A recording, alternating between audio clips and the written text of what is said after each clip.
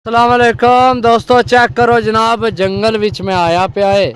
ए मेरा पिंजरे, ए मेरा पिंजरे, ए जमीने ही जमीना ते कोई बंदा ना बंदे दी जात है। सारा सारा पब्बी दा इलाका है भाई। मैं किते फस गया भाई मैं फस गया।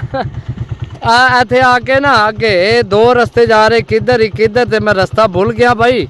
ते ए देखो सारा जंगल है, सारा इलाका है, जंगल का इलाका है। इतने कबूतर खत्म करता पिया बंदा कोई, ते मैं आख्या सारे कबूतर फद आना थाडे वास्ते हैं।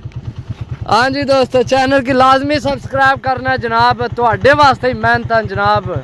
शहर ने छांटी हुए कबूतर नहीं लैने, असी पिंडा थावां चो ऐसी ऐसी जगह जाके कबूतर कढ़ के आने के जनाब तुसी आखो वाकई के जनाब।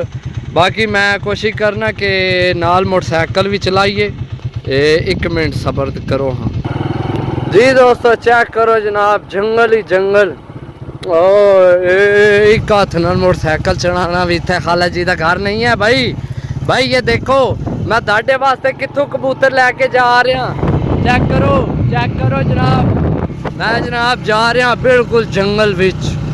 यस, शिकार करने कबूतरों का। हम कबूतर लेके आएंगे। अभी इधर से पता नहीं भाई, फिर दो रास्ते आगे। अभी भाई मेरे को कंफर्म नहीं, ये मेरा ख्याल है मैं इधर जाना है, ये नहीं है, ये है शायद, वरना फिर वापस आना पड़ेगा। अभी देखते हैं ये रास्ता ठीक जा रहा है भाई जी, कोई पता नहीं है रास्ता सही सी या वो सही सी।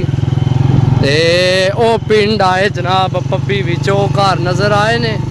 इंशाल्लाह जनाब भरावां वास्ते कबूतर लैके आ रहे हैं। सही है, मैं ज़रा फ़ोन बंद कर दिया, इत्थे ज़रा लगना कि मुश्किल ढलाई है।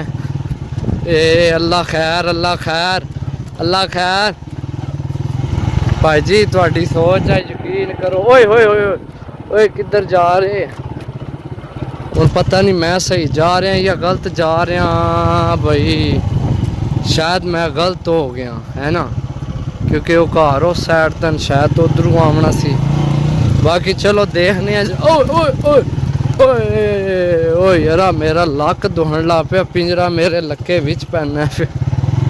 बाकी जा रहा है रास्ता, बाकी थोड़ा मुश्किल है, बाकी सही है यार। इतने कोई मोटरसाइकिल ही चलनी भी। तो फिर जनाब मिलसा अगली वीडियो, तब तक इजाज़त दो। अल्लाह सुनने वाला, अल्लाह हाफिज़।